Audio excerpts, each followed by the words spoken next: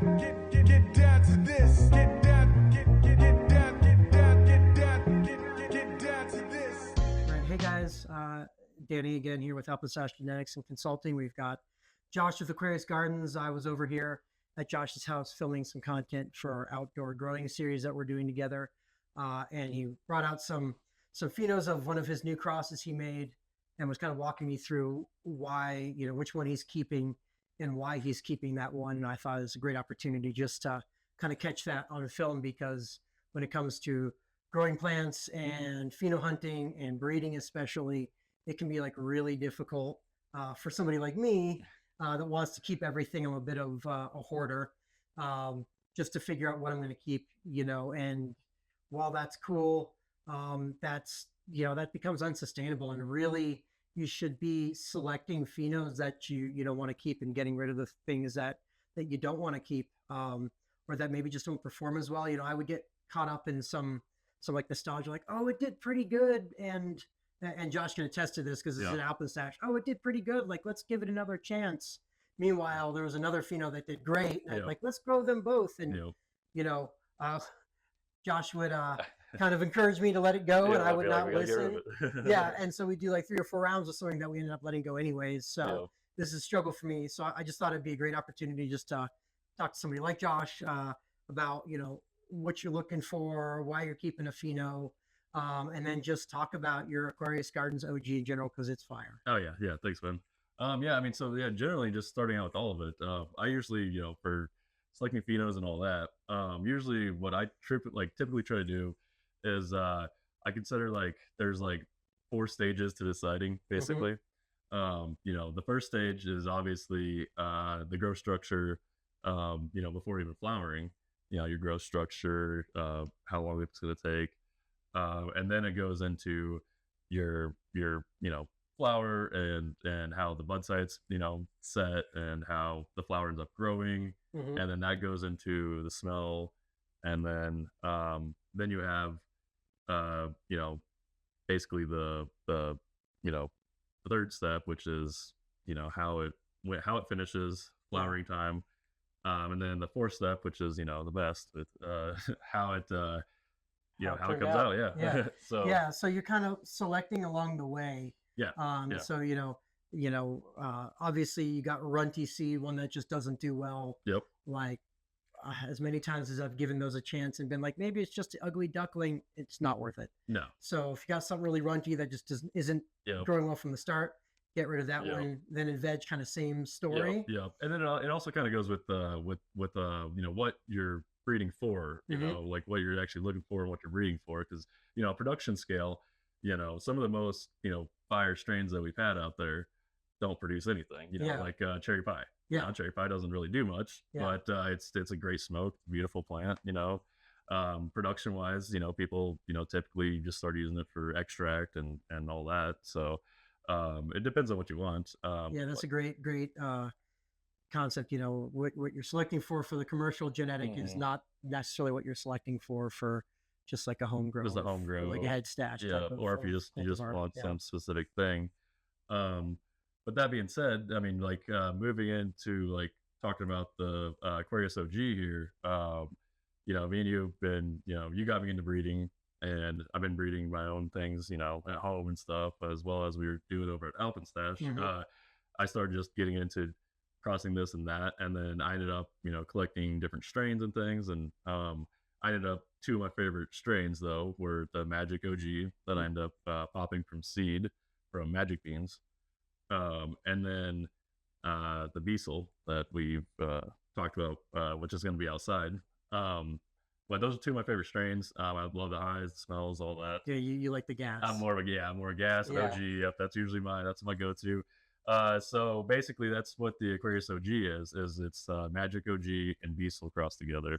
So you played, definitely played around with breeding, crossing things, and then especially when you get something where you're like, I love this one and I love this one. Yes. Like those tend to make. Yep. And it's really good crosses. Yeah. And like, sometimes with crossing genetics too, it's like you can love 2 strains and put them together and absolutely find nothing good, Yeah. Or what you get is not is like almost the same Yeah, as yeah. the parents. Yeah, because your idea is like, oh, I think this flavor with this flavor would be good, and then but the genetic, pool out there, you're playing genetic lottery, and you could, you know, end up with something like, let's say, the because the Magic OG has Star Killer in it, Mhm. and so that goes down like Tim Line and all that stuff, man. So it's all it's a genetic lottery, so it's nice whenever you do actually find something good out of the two crosses. Yeah. So that initial cross, if you've never crossed that female or done it limited and you never crossed the male, like you kind of don't know what's going to be recessive, what's going to be dominant, what's going to, what it's going to look like. And then when you select your phenols from there, what you're doing is like, then you begin to stabilize that. Yep, absolutely. Okay. So why don't you walk us through? I know we've got these jars here.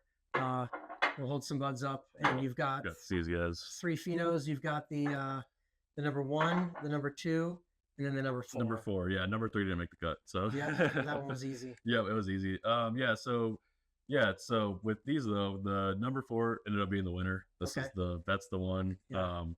It checked all the boxes basically. It grew really well.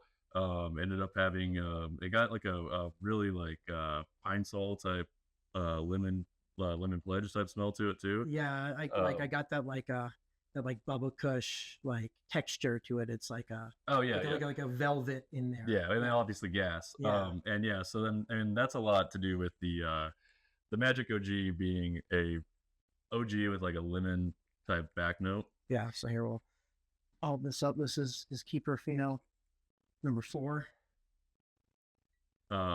So yeah, and then it has a lot of the back end of the bezel, the gas on there. Yeah. That's awesome. And the bud structure too on that. It's a lot more dense than the bezel because the bezel has East Coast sour diesel in it, so a lot more of a dense bud, but still opened up an area, which is a bezel trait. The density comes from the OG though. That's what I like. I those buds that are just so solid, like rock hard, like those can be impressive, but I just always worry about what goes on inside those buds, and if you've dealt with bud rot, like you tend to want to avoid that at all, even if it's like you've dealt with in your past, you don't have it in your place at all, like you still sometimes you can get this like little gun shy for certain growth traits.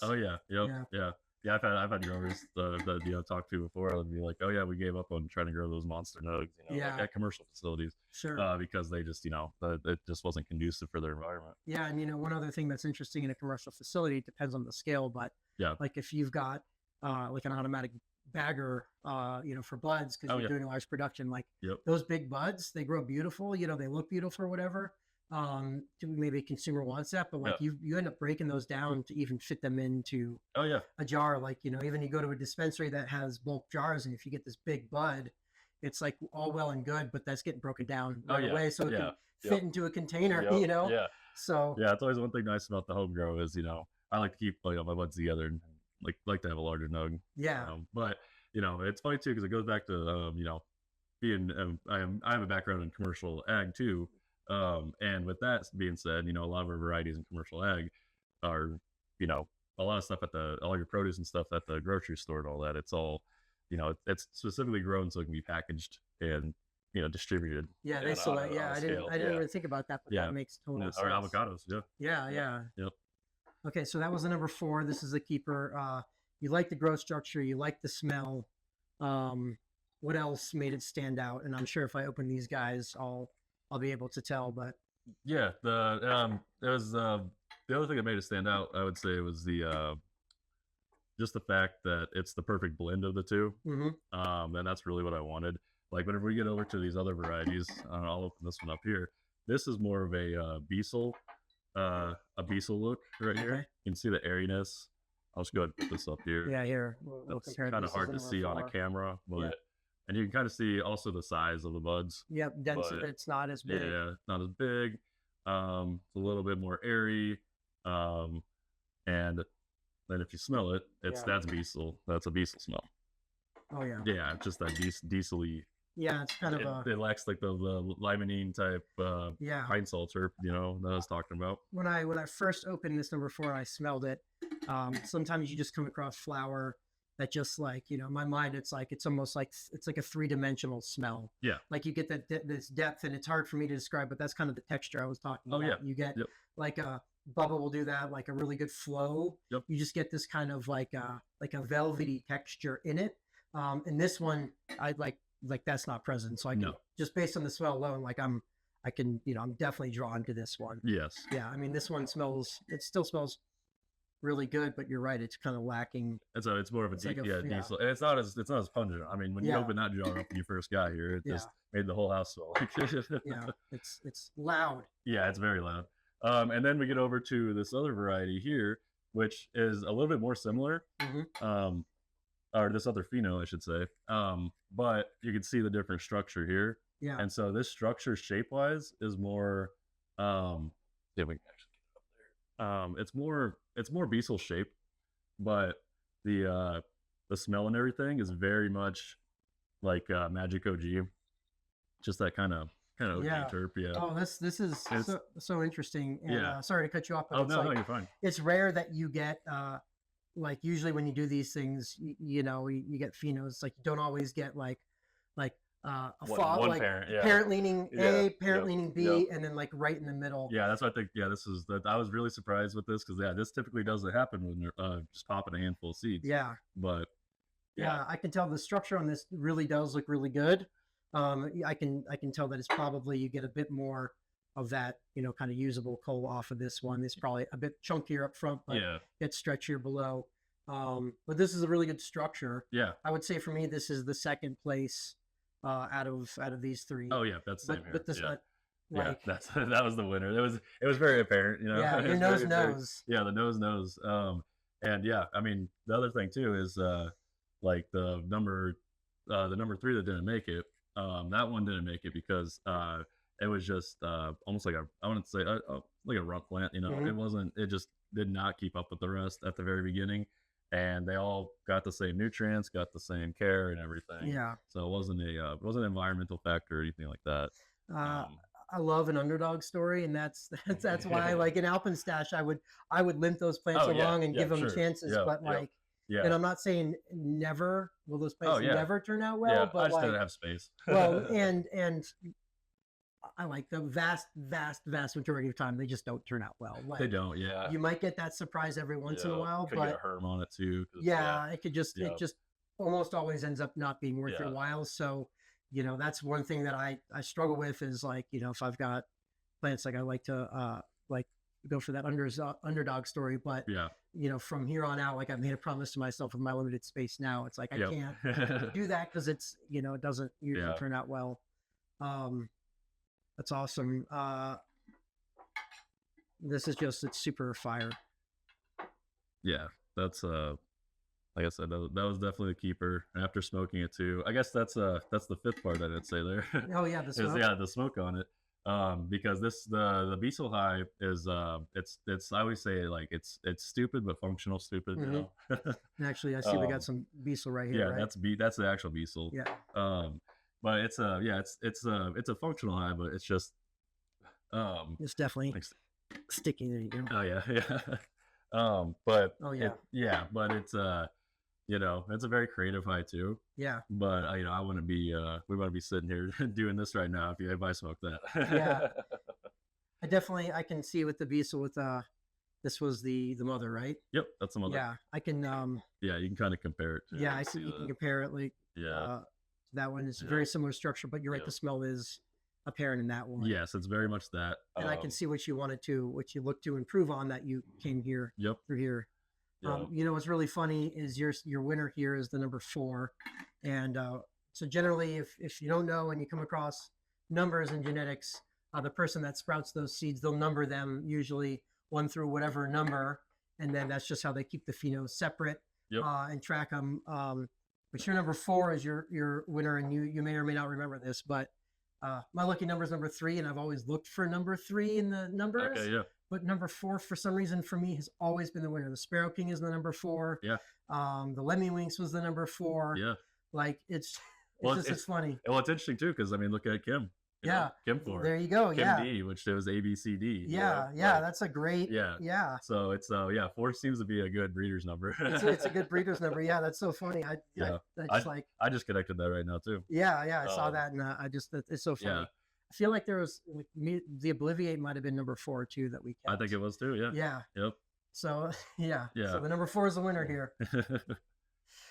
Yeah, awesome. I'm really excited to see some of your other genetics that we pull down and kind of do some reviews of. And, And thanks for this. It's it's one of those like first world problems can be when you've got like so many good genetics to select from. But back in the day, it was not like this. But but it's easy to get overwhelmed, and if you don't watch yourself, you'll turn into somebody like me that will, you have back in Alpenstadt, we had like 60 genetics and going at one time, of which we would only actually want to grow like 20. And then so we got this veg that's just supporting things that I was too stubborn to let go. And I think gotta let them go. What struck me with the Free World tour that we did, Sam summed it up really well. He was like, you got to be savage, like you just got to get rid of stuff. And so that's what I'm trying to do now. And so if you guys come across this problem, like take your time, figure out the one you want, but trim the fat. You have to. So if people want to get a hold of you, aquariusgardens.com. Yep, you can check out aquariusgardens.com or aquarius.gardens on Instagram. Usually posting, usually it's just whatever I'm growing or whatever I'm working on. Try to post a bunch of that. And you can check out what work I've done, what work I've done with Danny on there too. We'll drop this cool little logo here. That's aquariusgardens.com. And we sell seeds and clones to the United States. So awesome. Thanks, Josh. Yep, definitely, man. Happy growing. Take care, guys. Get down to this. Get down.